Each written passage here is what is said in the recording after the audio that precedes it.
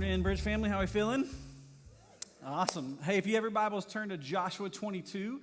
That is where we're going to be this morning, Joshua 22. For those of you who do not know me, my name is Jared Carter.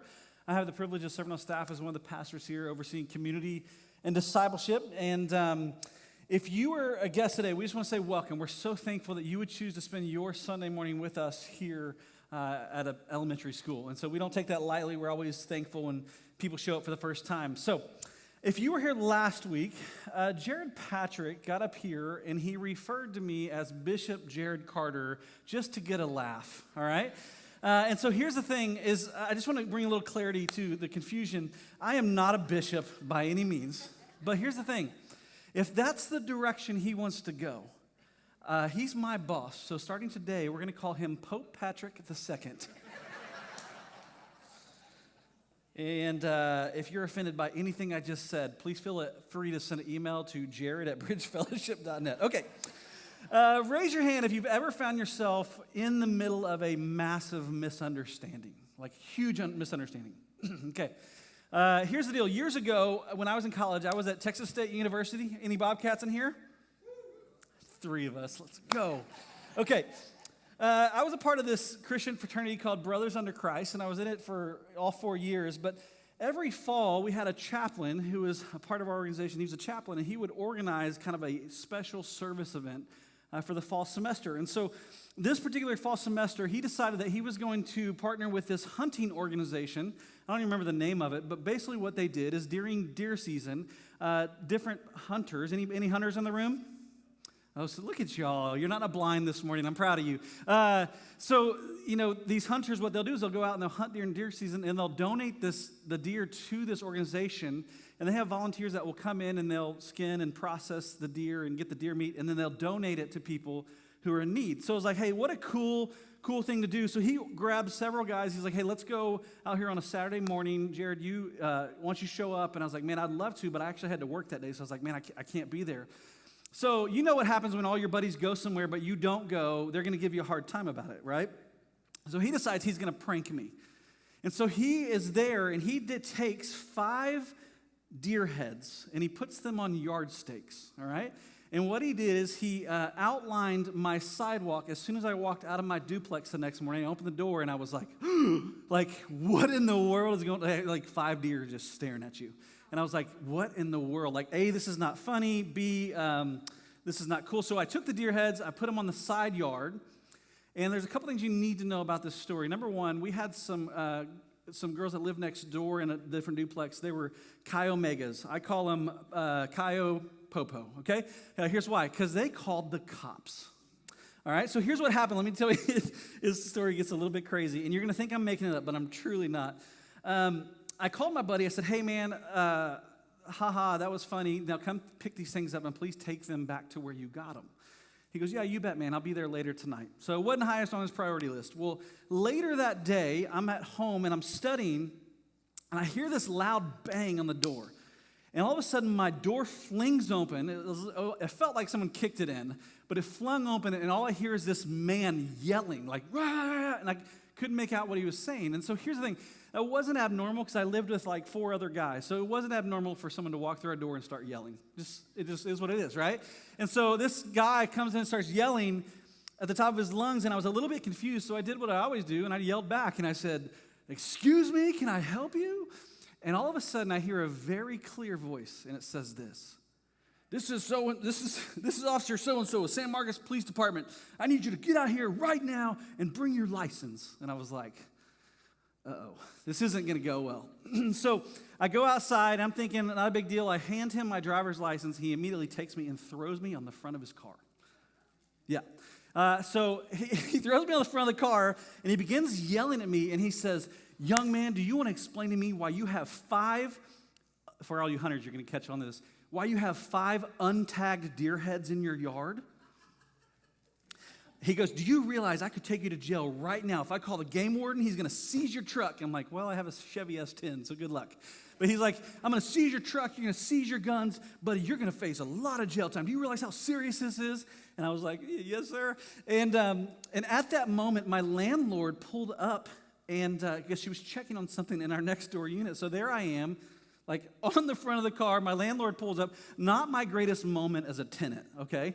And so it was kind of crazy. I didn't know what to think. And so in a trembling voice, I told the officer, I said, "Officer, there's a great," this is probably more whiny than that. "Officer, there's a great explanation for this, I can assure you." And so he graciously allowed me to call my buddy and put him on speakerphone. So thankfully, my buddy, he answered the phone. I said, "Hey, man, I'm on the front of a cop car right now." And he goes, "What?"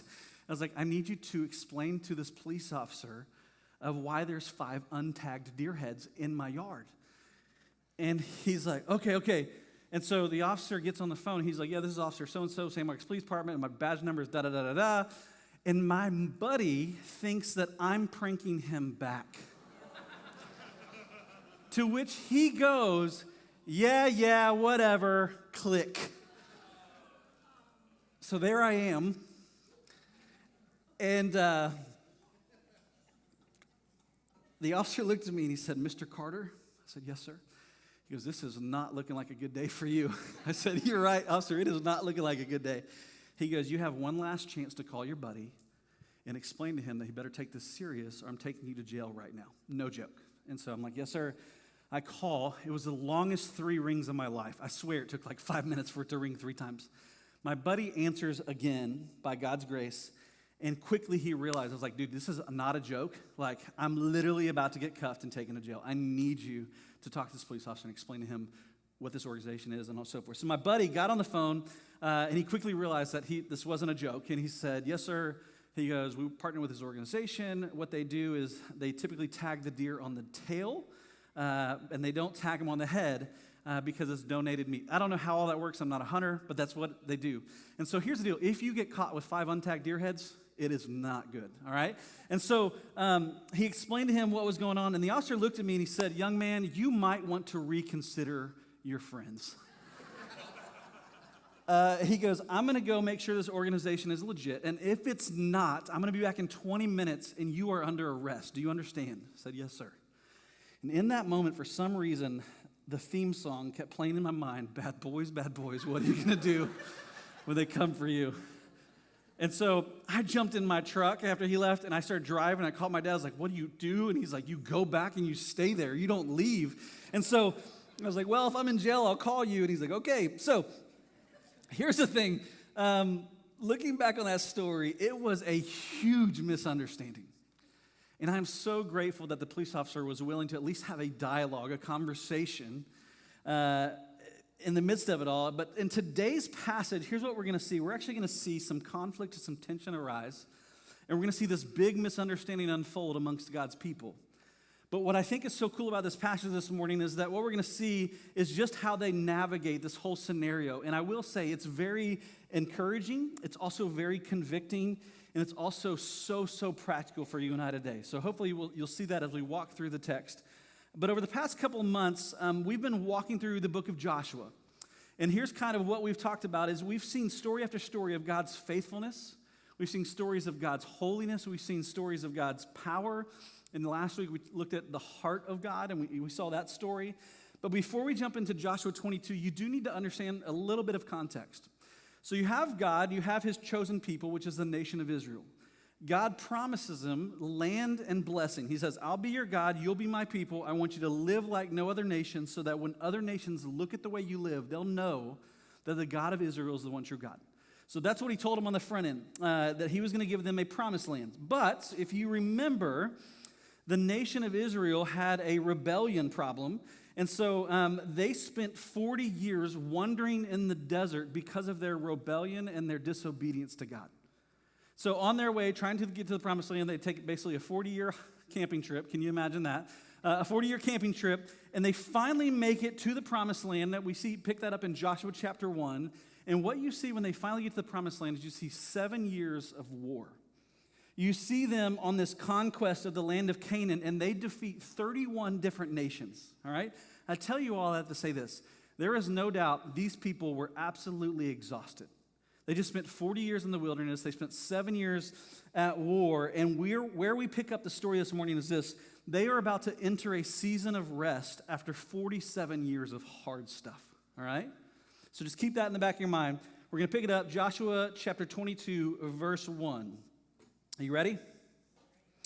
Okay, it says, Joshua summoned the Reubenites, the Gadites, and half the tribe of Manasseh, and he told them, you have done everything Moses, the Lord's servant, commanded you, and have obeyed me in everything I commanded you. You have not deserted your brothers even once this whole time since this whole, I'm sorry, I lost my place. You have not deserted your brothers even once this whole time, but have carried out the requirement of the command of the Lord your God. Verse 4, now that he has given your brothers rest, just as he promised them, return to your homes into your land that Moses and the Lord's servant gave you across the Jordan. Only carefully obey the command and instruction that Moses and the Lord's servant gave you, to love the Lord your God, to walk in all his ways, keep his commands, be loyal to him, and serve him with all your heart and with all your soul. Joshua blessed them, and he sent them on their way, and they went to their homes. So the nation of Israel, for those of you who didn't grow up in church, just to give you a little bit of understanding, the nation of Israel was broken up into 12 different tribes. And when they conquered the land, 2.5 of the tribes were assigned land on the eastern side of the Jordan River. So if you have the Jordan River here, they're over here on the eastern side. And the other 9.5 tribes, their portion of the land was on the western side. All right, and so here's why this is such a big deal. This would have been a pretty emotional moment. Think about it. They spent 47 years together. 7 of those years, they were on the battlefield fighting all these battles. So you have this moment that's very, very intense. They're saying goodbye. It's emotional. I imagine memories of stories of God's faithfulness were just kind of pouring in. They were thinking about all these things. But as you read these verses, they should sound very familiar because Joshua mentions these same words back in chapter 1 when they first arrived in the Promised Land. And here's what Joshua wanted them to say. He's like, look, guys, we're about to enter a season of rest, but I want you to pay close attention to what I'm about to tell you. And here's what he did. He wanted them to understand that a careful obedience to a faithful God was what was most important. We see that in verse 4 and 5. A careful obedience to a faithful God is most important. Joshua wanted them to know, look, whether you're in a season of war or a season of peace, you and I should never take the word of God lightly. He's like, do not take it lightly. God alone is worthy of all of the glory, all the honor, and all the worship. And so Joshua, in this passage, he is reminding them this is what's most important. Before you go back home, do not forget this. And so I really do think when you read this story, this is the moment where it's like this massive sigh of relief. They're like, 47 years. Like, yes. Let's just enjoy this season of rest, all right? Jump down to verse 10. Let's see what happens. When they came to the region of the Jordan, in the land of Canaan, the Reubenites, the Gadites, and half the tribe of Manasseh built a large, impressive altar there by the Jordan. Then the Israelites said, the Israelites heard it said, look, the Reubenites, Gadites, and half the tribe of Manasseh have built an altar on the frontier of the land of Canaan at the region of the Jordan on the Israelite side. When the Israelites heard this, the entire community assembled at Shiloh to go to war against them. All right, verse 13. The Israelites sent Phinehas, his brother Ferb stayed home, sent Phinehas, just joking, son of Eleazar, to the priest, to the Reubenites, Gadites, and half the tribe of Manasseh in the land of Gilead. They sent 10 leaders with him, one family leader for each tribe. So, the peace, right? The sigh of relief, you have this peace, and it lasts every bit of 3 verses. And then we see this immediate tension. Look again at verse 11. It says, the Israelites heard it said. If you think about it, this is how conflict typically arises, even in our own lives, is with hearsay. Right? Tension typically begins with hearsay. When people begin talking about others and start making assumptions, that is typically when conflict and tension arise. And so you see it right here in verse 11. And what I'm sure of, in a room this size, I am confident, I'm sure, that none of us have ever talked poorly about someone else to make ourselves feel better, right? Okay? I'm sure that none of us have ever made false assumptions about other people based on what we see. Am I right? We all got that under control? Okay, let's keep moving. Here's the thing. One of the things I love about Scripture is this. We get a glimpse into human emotion frequently throughout Scripture. And in verse 12, what you see is the Israelites, they hear what their other 2.5 tribes have done, and it says they became angry, and they immediately were like, oh, heck no. you guys are not about to ruin our season of rest. We will fight you, right? Like they were angry. They were ready to fight. Has anyone ever been there where you're like, oh, I can't believe she said that. I'm ready to fight. Anybody? Some of you, were y'all ready to fight after the fight on Friday night? Yeah? Okay. Here's the deal. It is a completely normal feeling, but I think there's some key takeaways here in these first few verses.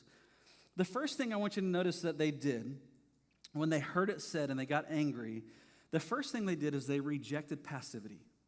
They took what they heard seriously. They knew it was a big deal, and they were concerned about it, and so they were not afraid to lean into the conversation.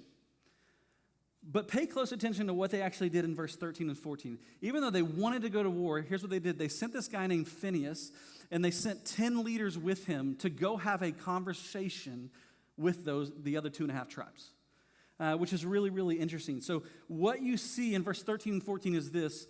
They choose to respond rather than react, all right? They choose to respond rather than react. Even though they wanted to fight, they decide, you know what? We're going to go directly to them. We're going to have a conversation. We're going to try to figure out what in the world is going on. Let me ask you a question, point of application. Would you say that is your natural response when you hear something and it makes you angry?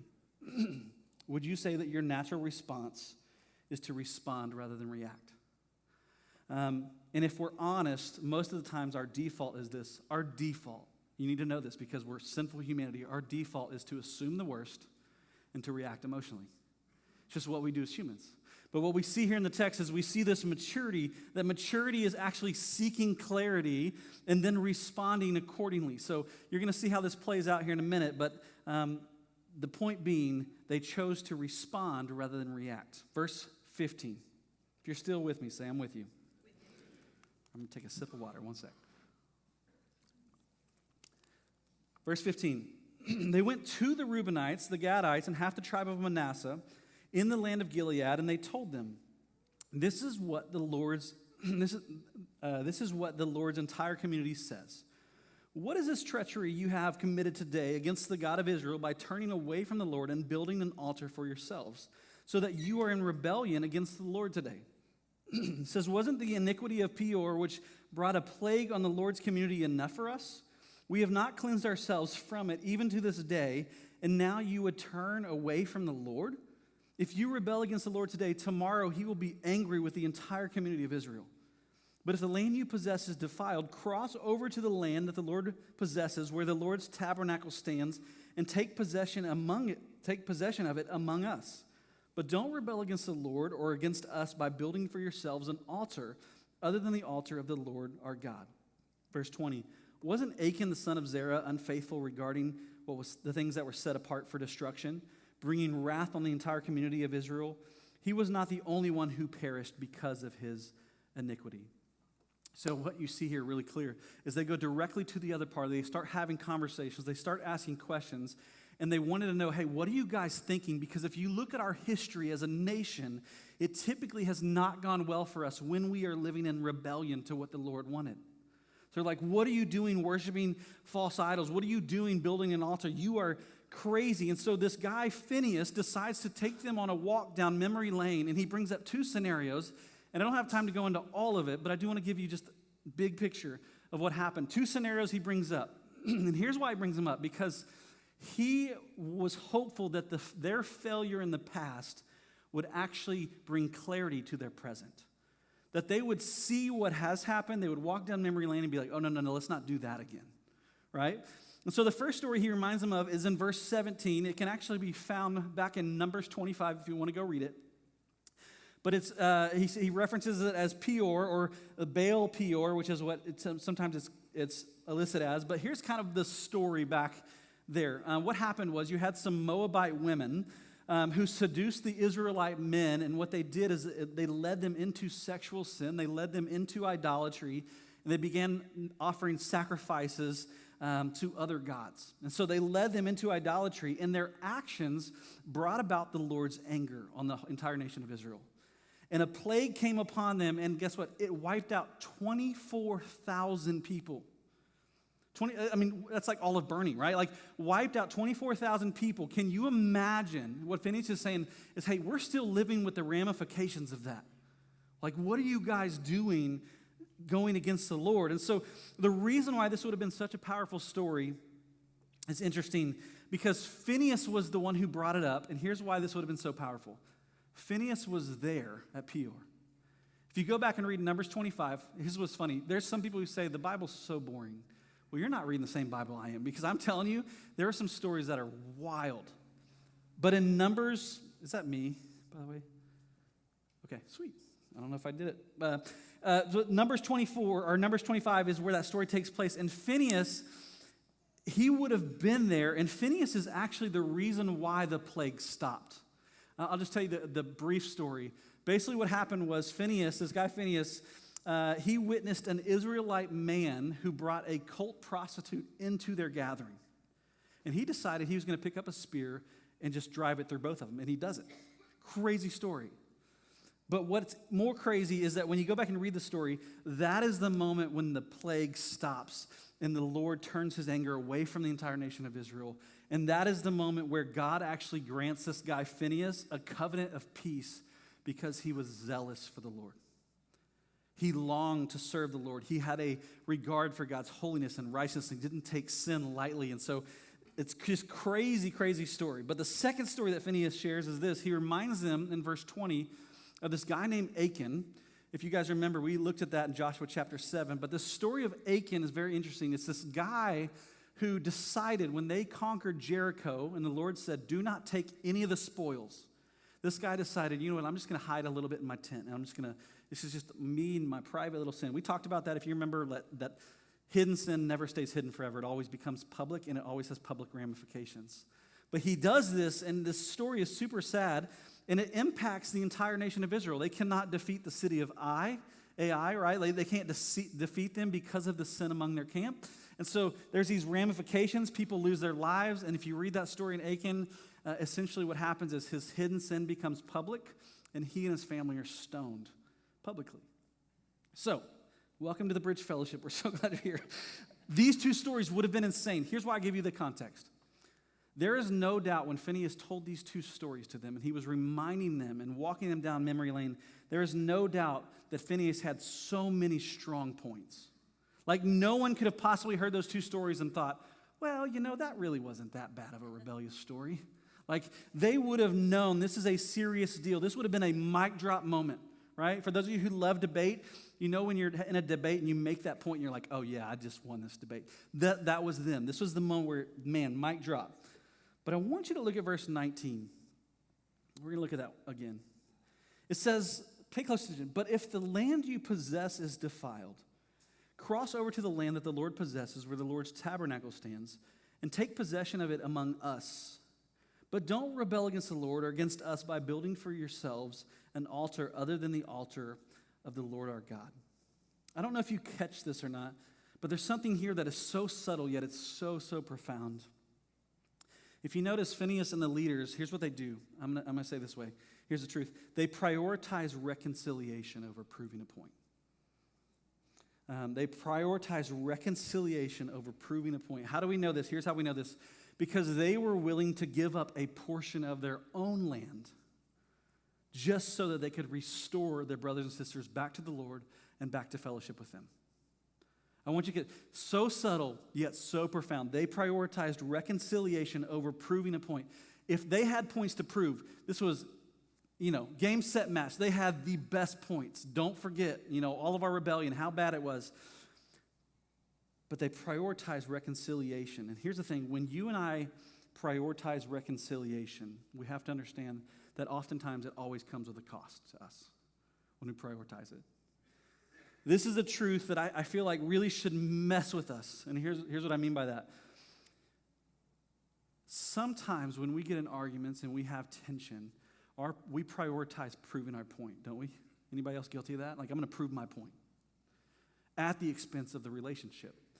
But if you think about it, in 2 Corinthians chapter 5, what we find out is that we actually, the word reconciliation is actually at the heart of God. That God is a God of reconciliation. So much so, he sent his only son, Jesus, to live a life that you and I could not live and to die a death that you and I deserved so that we could be what? Reconciled.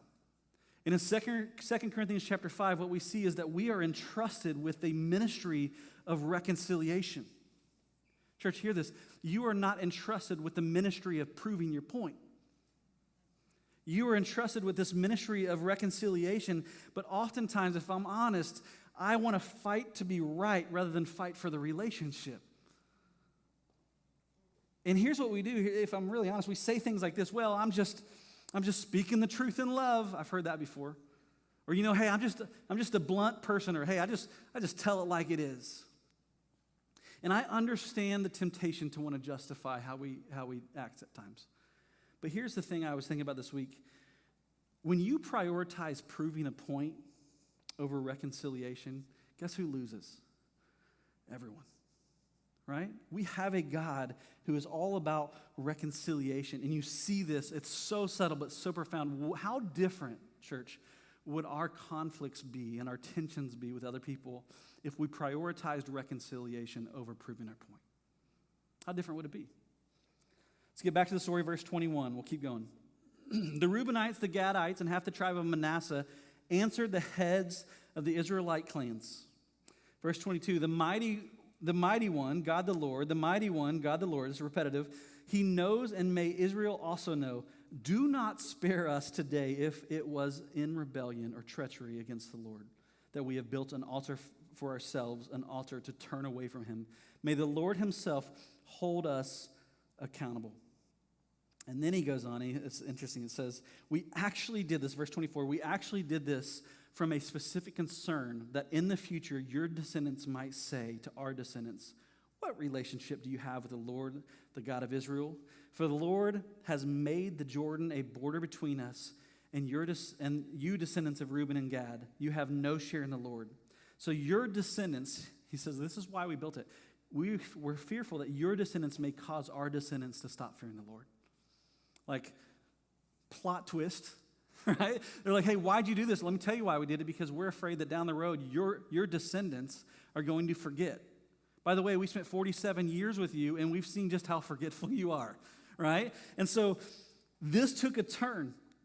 And what they're essentially saying is this, hey, you know what? You're absolutely right. You guys should absolutely take us out if we are in rebellion, but we're not. Like, we agree that the Lord our God is the one to be worshiped.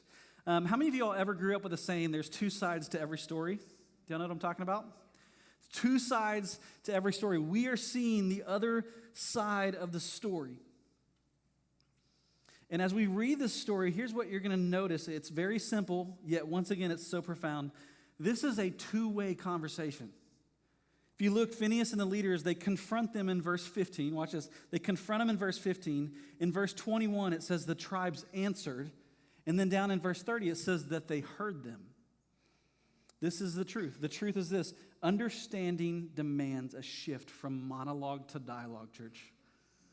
Understanding. This is such a great practical application point for us in conflict.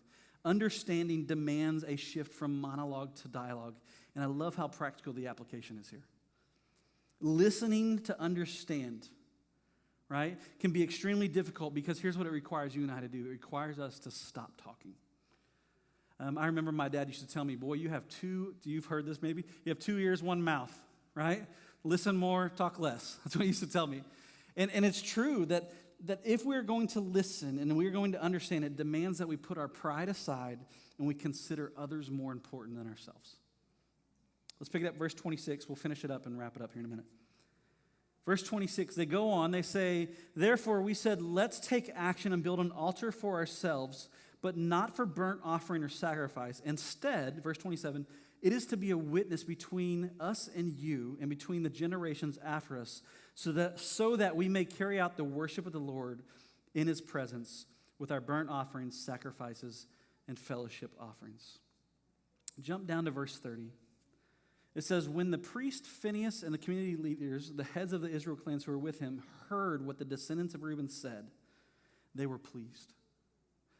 I want you to notice, once again, you just see this dialogue. And here's the thing. Isn't this a great ending? Like this massive misunderstanding, they go and say, hey, we have some concerns. And they respond with, hey, I understand your concerns, and you're right. If we were in rebellion, you should absolutely take us out. But we're not. Like we agree on what we agree on, which is God is holy and righteous and deserves all of our glory, all of our honor, and all of our praise. They were like, we totally agree with that. But what started out as a massive misunderstanding, there was no one overreacted, no one had to die, everyone was good. It was like one of those Hallmark movies where you can predict the ending, like, this is beautiful. But let's be honest just for a second. How many of you would say this defines your experience of conflict and tension? I'd say probably none of us, right? Like, in fact, we experience quite the opposite because we live in such a broken world. But there's something in the story that I feel like you and I cannot miss. So catch this. When we find ourselves in the midst of conflict, here's what I think is important for you and I to get. That we need to make sure that we are standing on convictions and not our opinions. We have to make sure we are standing on convictions and not our opinions. And here's the thing. Sometimes we ask, well, Jared, that's kind of confusing. Like, what's the difference between a conviction and opinion? I will tell you this. If you go back and you look at the role of the Holy Spirit in your life, Jesus says he will convict the world unto righteousness, concerning righteousness, sin, and judgment. Here's the deal. If you want to know, is what I'm standing on an opinion or a conviction? Convictions always point back to God. But opinions always point back to self. Opinions always point back to self-righteousness, self-glory. But convictions always point back to God. And you and I have to be very careful because it's so tempting to elevate our opinions to convictions, and they're just not. I want you to think back to this story just for a second. What is the one thing that both parties stood on convictionally? What's the one thing they both stood on? That God was holy and a careful obedience to him was most important. They both agreed with that. You go back and look at it, they're like full agreement. They both had seen his faithfulness time and time again. They both knew of the rebellion that had happened, that it never ended well. They both submitted to the conviction of God's holiness. But their methodologies were a little bit different, right? It looked a little bit different, but their conviction was the same. Question, can this kind of misunderstanding happen in the church today? Absolutely. Right? We can share the same conviction, but maybe we have differing opinions. Let's make sure we're not elevating those opinions to convictions. But here's a question that I just think maybe some of you are sitting here this morning, this might be a question you're asking. Jared, what if the people I'm in conflict with do not share the same conviction about who God is as I do? And oftentimes, here's the thing, oftentimes I really wonder, why do Christians get so bent out of shape when they see non-believers that do not share the same values or opinions that they do? Like, why is it we get so bent out of that and we get so mad and we're like, man, we're going to, don't get me wrong, I'm not saying we shouldn't stand on issues, but here's what I am saying, like, if we are standing on issues at the expense of relationship, what are we doing? Right?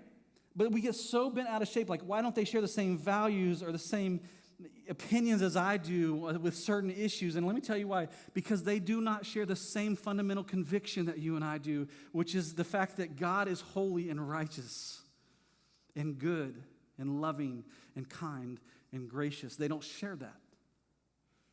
They are not submitted to God's holiness. So why would you expect non-believers to act like believers? It doesn't make any sense. Here's a question I want to ask. What would it look like, church, if we stopped standing on issues and we started just walking with people? We started just living with people. Like Jesus did that. Right? Sure, he spoke truth and love, but you know what he spent most of his time doing? Just walking with people. What would it look like if we as a church moved away from monologue and moved towards dialogue? What would it look like if our priority, church, was not to prove our point, but it was to reconcile a broken world to a God that loves them unconditionally? Like, what if that was our priority, is to reconcile people back to a God who loves them unconditionally? Matthew 22, Jesus is asked, what's the greatest commandment? And he says, look, all of the law, all the prophets, everything is summarized in this simple command. Love God, love people. Notice he didn't say, hey, here's what's most important. He didn't say what's most important is that you get on Facebook and you share, right? What's most important is you make your opinion known. He said, no. What's most important is that you love God and you love people. That those are the convictions we should stand on. If I'm honest, those are the two simplest things that we should stand on. That we love God and love people. Church, please hear me. Please do not compromise the conviction to love people. If you prove your point, but you don't love people, everyone loses. At the end of this story, we see that the Reubenites and the Gadites, here's what they name the altar. They name the altar, "It is a witness between us that Lord is God." They name that. The altar, here's what the altar turned into. It was a reminder to them of the thing that unified them as God's people, that the Lord is God. That's what unified them. That's what held them together. And so this morning, I want to encourage you, we're going to sing this last song, and then we're going to celebrate communion together. But I want to go ahead and invite you to stand up just for a second. Feel free to stand up. And I want you to hold the elements this morning. Here's what the elements are, church. You ready? It is a reminder of the conviction we stand on, that the gospel is the greatest news we could ever hear. That the gospel says it's not about what you do, it's about what Jesus has done for you. That, church, is the conviction we stand on, and that should be the very thing that motivates us to go and love people unconditionally, because God loved you, yes, watch this, while you were yet a sinner, according to Romans 5:8. While you were a sinner, he loved you. Not when you had all your theology correct and you had all your points correct. He loved you when you were at your worst. And so here's what we do this morning as we hold these elements. This is a reminder of the thing that unifies us as God's people. This. We like to say it this way, please don't make secondary issues first-tier issues. Please don't do it. This is the conviction we stand on, that the gospel is for everyone. We stand on this conviction that the Father sent his only Son to watch this, to reconcile a broken world unto himself. That's what he did.